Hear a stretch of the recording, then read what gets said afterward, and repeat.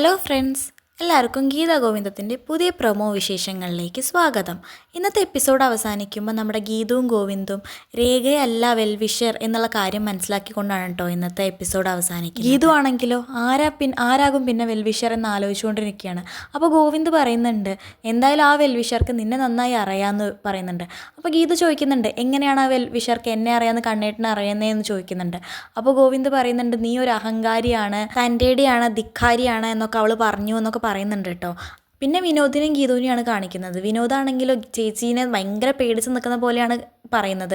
ചേച്ചീനെ ഞാൻ പ്രിയനെയും കുഞ്ഞിനെയും നന്നായി നോക്കിക്കോളാം, അവരില്ലാതെ എനിക്ക് വേറൊരു ലോകമില്ല, അങ്ങനെയൊക്കെ വിനോദ് പറയുന്നുണ്ട് കേട്ടോ. ഇവളാണെങ്കിലോ ഗീതു ആണെങ്കിൽ ചോദിക്കുന്നുണ്ട്, എന്തിനാടാ നീ എന്നെ ഇങ്ങനെ പേടിക്കുന്നേ എന്നൊക്കെ ചോദിക്കുന്നുണ്ട്.